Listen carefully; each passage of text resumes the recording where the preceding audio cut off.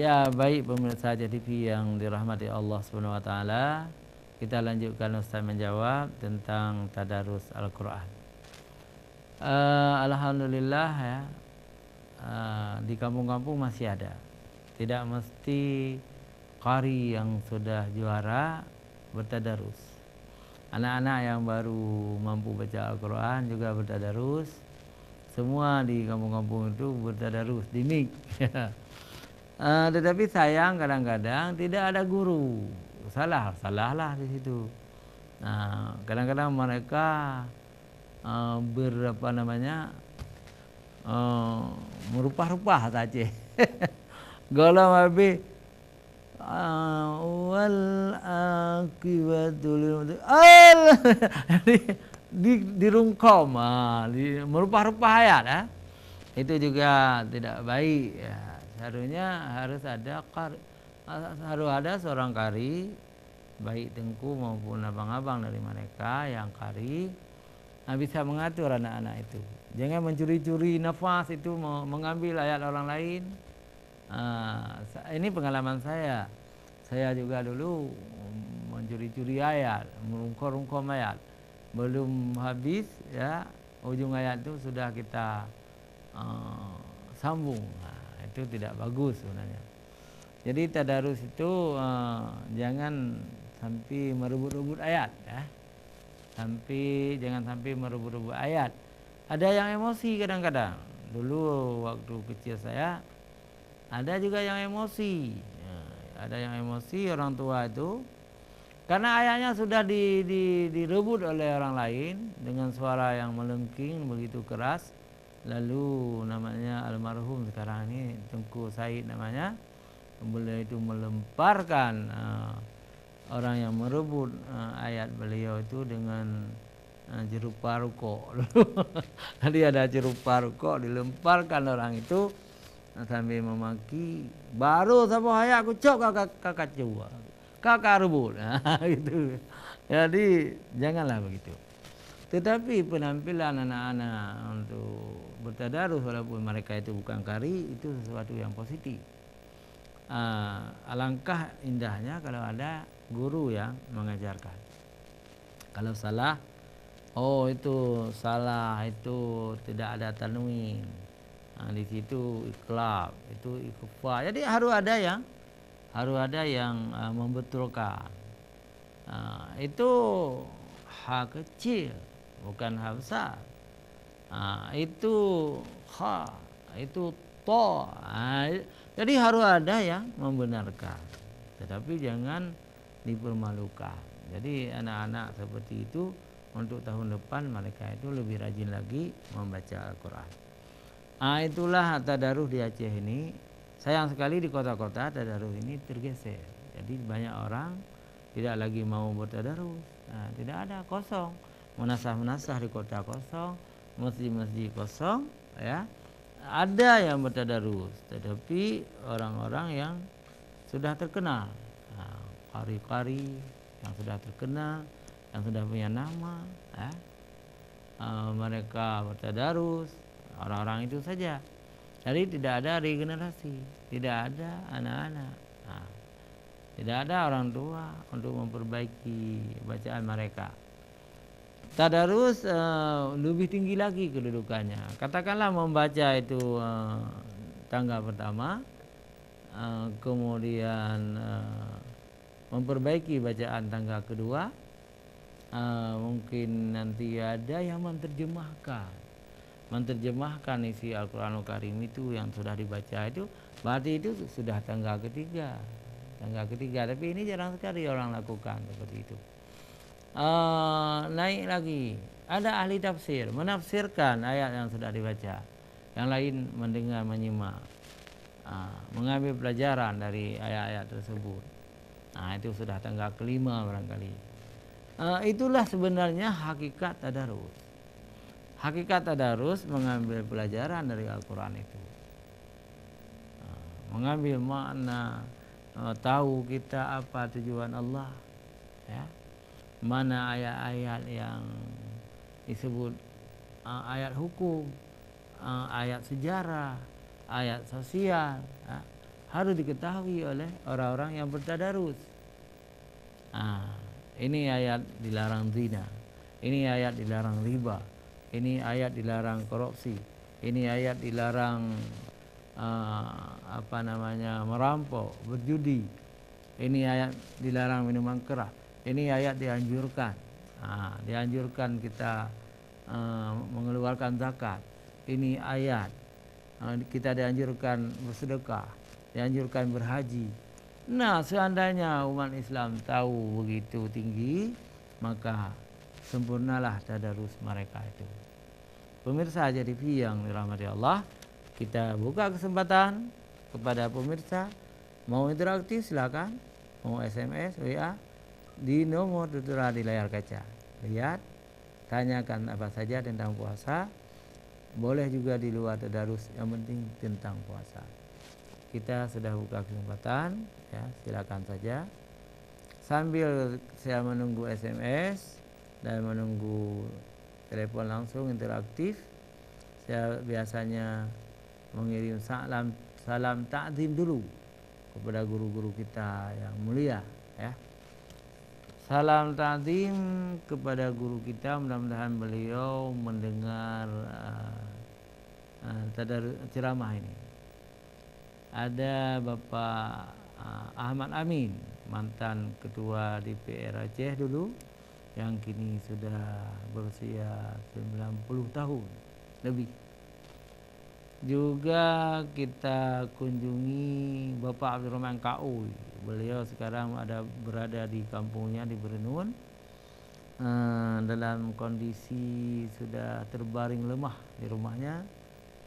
Juga ada Bapak Yusni Sabi, Bapak Ali Sabi, jadi yang sudah 90 tahun. Ada Tengku Ishak Kasim, Abu Laila yang dulu mendampingi saya di Ustaz Menjawab, sudah 85 tahun. Beliau juga di rumah di atas kursi roda.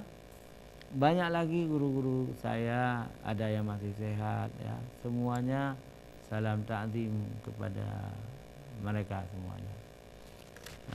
Baik pemirsa JTV, sudah masuk satu SMS dari Ustaz Bayazis di Lambu. Ustaz Bayazis, ya, saya belum kenal beliau walaupun sama-sama di Kampung Lambu, ya. Kalau boleh nanti salat, kan kita salat maghrib di masjid, Ustaz Bayazis apa salahnya memperkenalkan diri kepada saya, gitu. Ustaz Bayazis bertanya, Assalamualaikum Ustaz, bagaimana kalau kita bertadarus sendiri di rumah, terus membaca di rumah? Alhamdulillah saya sudah 18 juz Ustaz. Apakah ada pahalanya? Wassalam Ustaz Bayazis. Alhamdulillah Ustaz Bayazis, ya. Sudah 18 juz, itu luar biasa. Berarti Ustaz Bayazis sangat rajin membaca Al-Quran. Membaca sendiri di rumah juga sangat banyak pahalanya. Silakan membaca terus, ya. Membaca Al-Quran di rumah, mungkin setelah salat, atau terus sampai buka puasa, atau malam-malam, ya. Kapan saja baca terus, ya.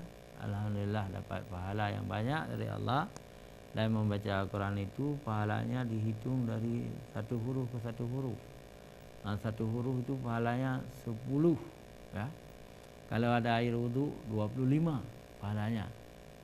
Bayangkan berapa huruf kita baca satu hari. Alif Lam Mim itu kata Sayyidina Ali, Alif Lam Mim itu 3 huruf. Kalau ada air wudu 75 pahalanya. Kalau tidak ada air wudu 30 pahalanya. Ya Allah ya Rabbi ya Tuhanku, begitu sayang Allah kepada orang-orang yang membaca Al-Quran. Apalagi mampu kita baca Al-Quran yang sangat banyak, 1 juz, 2 juz satu hari, itu cukup banyak pahalanya. Jadi raihlah pahala di bulan suci Ramadan ini dengan membaca Al-Quran. Baik, ini dari Ibu Jamilah di Ketapang. Ibu Jamilah di Ketapang. Assalamualaikum warahmatullahi wabarakatuh. Waalaikumsalam. Ustadz, bagaimana kalau seorang perempuan membaca Al-Quran sedang menstruasi? Apakah boleh atau tidak boleh? Ini penting juga diketahui oleh umat Islam. Kalau kita sedang menstruasi, kita sedang di dalam hadas ya. Jadi dilarang memegang Al-Quran. Memegang Al-Quran itu dilarang. Tetapi membacanya tidak dilarang. Caranya bagaimana? Caranya banyak caranya sekarang ini. Jadi ayat-ayat Quran yang ada di dalam buku itu, buku-buku agama, itu boleh dipegang.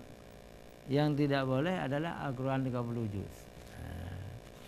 Atau menampilkan bayang ayat Quran, misalnya kita punya video, kita tampilkan ke layar kaca, kita baca dari jauh, itu juga dibolehkan.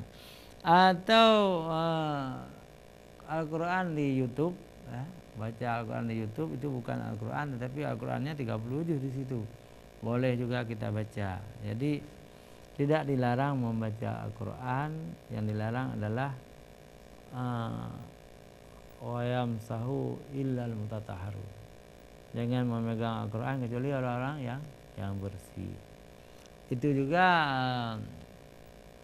ada juga khilafiyah di situ. Tapi lebih baik kita hormati Al-Quran. Kalau kita amin, jangan memegang Al-Quran. Baik Ibu Jamilah, ya masuk lagi SMS-nya.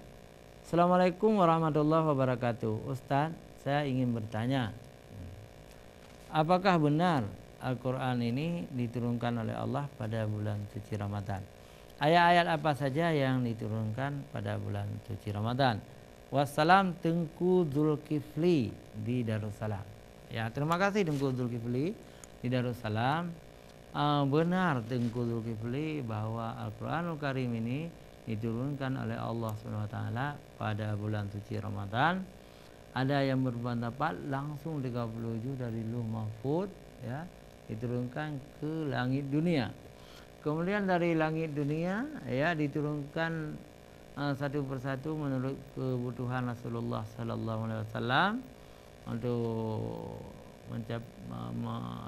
menjawab masalah-masalah umat, sehingga waktunya itu sampai 23 tahun. Dan ayat pertama yang diturunkan oleh Allah Subhanahu wa taala adalah surat Al-Alaq ya, ayat 1 sampai 5. A'udzubillahi minasyaitonirrajim. Bismillahirrahmanirrahim. Iqra bismi rabbikal ladzi khalaq. Khalaqal insana min 'alaq. Iqra wa rabbukal akram. Alladzi 'allama bil qalam. 'Allamal insana ma lam ya'lam. Ini dia. 5 ayat ini diturunkan 17 Ramadan. Tahun 40 dari usia kenabian. Dari usia Rasulullah sallallahu alaihi wasallam. 40 tahun usia Rasulullah sallallahu alaihi wasallam ya. Atau Rasulullah itu lahir tahun 571 ya. Kemudian tambah 40. Jadi menjadi 1 menjadi 6. Jadi tahun 611 Masehi. Jadi tanggal 17 Ramadan tahun 611 Masehi.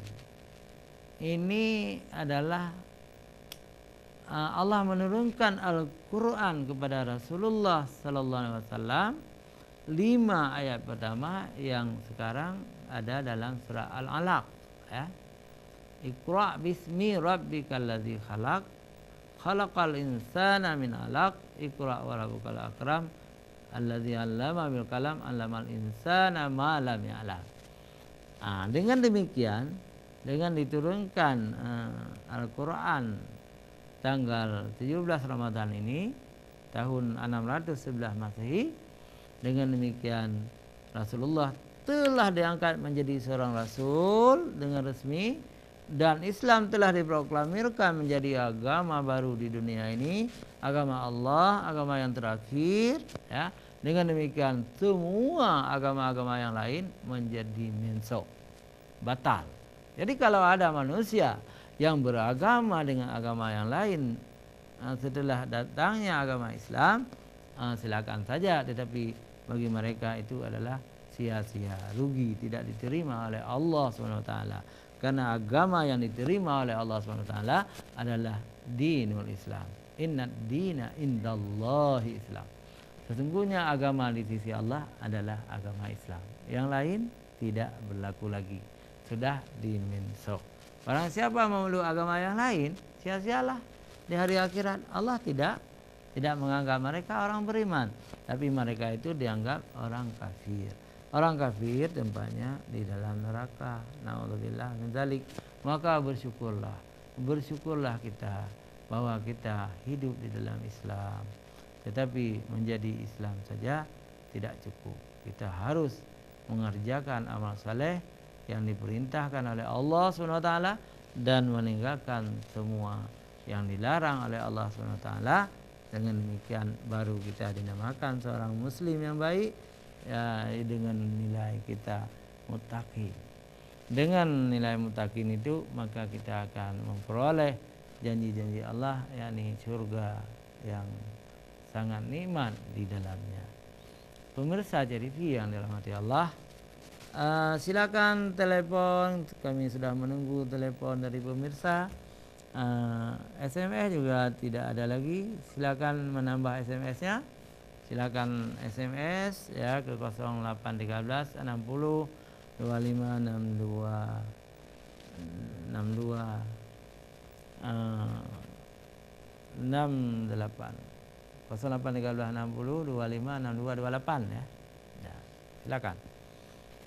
Ini ada SMS tapi porno ya.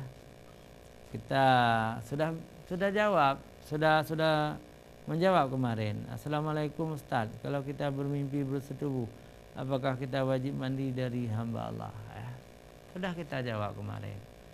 Jadi kalau kita sudah mimpi bersetubuh dan basah ya, maka kita wajib mandi.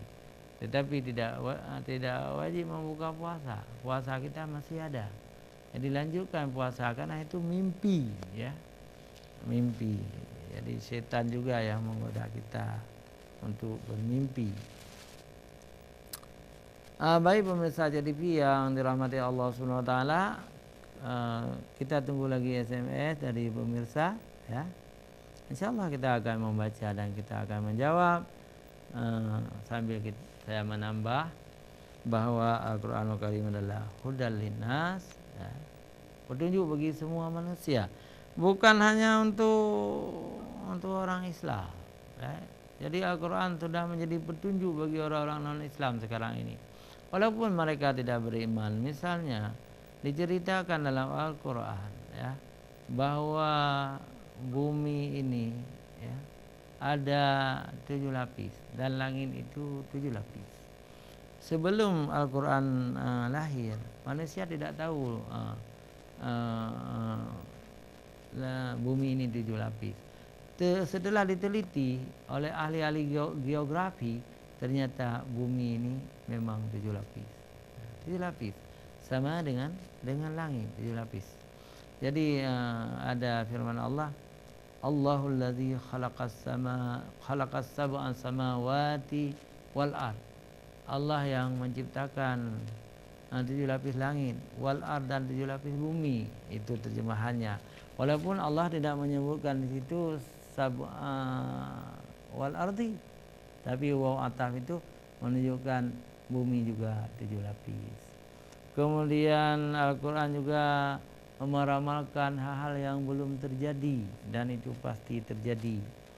Misalnya Al-Quran mengatakan bahwa watakunul jibalu kal inil manfus.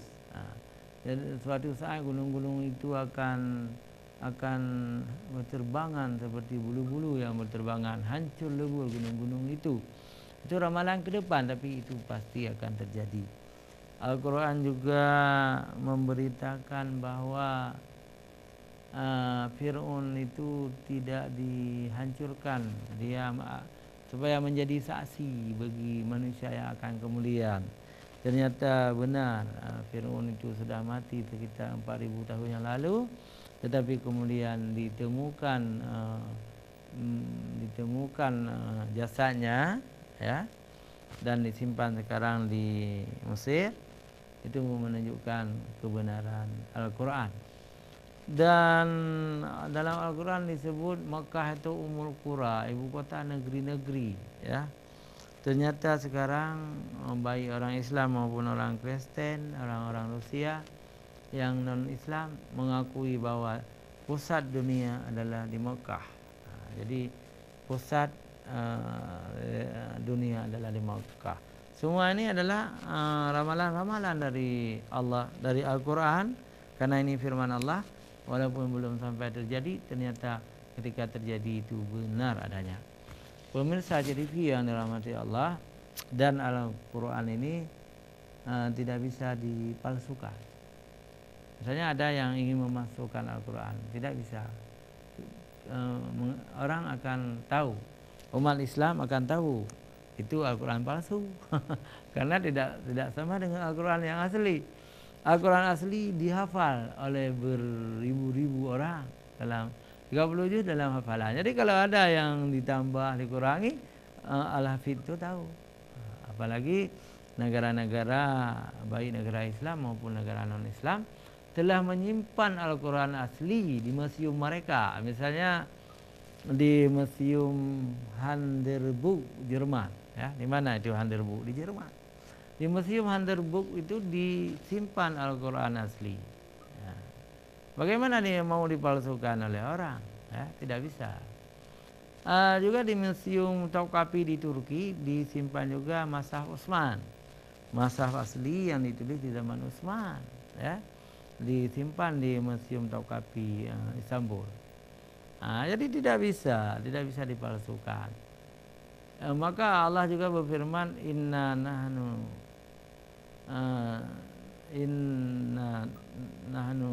nazzalna dzikra wa innahu lahafidun. Sesungguhnya, ya, kami telah menurunkan Al-Quran dan kami juga yang memeliharanya. Jadi sudah dijamin oleh Allah Al-Quran ini dipelihara. Allah yang menurunkan Al-Quran, inna nahnu nazzalna wa innahu dzikra wa inna dzikra lahafidun. Jadi tidak bisa dipalsukan karena sudah dijamin keasliannya oleh Allah Subhanahu wa taala. Pemirsa TV yang dirahmati Allah, di zaman Nabi sendiri sudah ada, ya, sudah ada orang-orang yang memalsukan Al-Quran, yakni Musaillamah Kadzdzab, ya, juga ada Samiyah, ada beberapa nabi palsu lainnya, ya. Mereka menciptakan Al-Quran palsu, ya. Al-Quran palsu diciptakan, tetapi langsung ahli sastra, ahli bahasa tahu itu rendah sekali bahasa yang dipalsukan itu, tidak masuk akal, kurang sastranya, kurang di segi maknanya, di segi filosofinya, sehingga Al-Quran palsu itu sampai sekarang itu tidak ada manfaatnya, ya, menjadi hal yang tidak ada pengikutnya. Baik pemirsa TV yang dirahmati Allah, jangan kemana-mana, kita lanjutkan setelah jeda iklan berikut.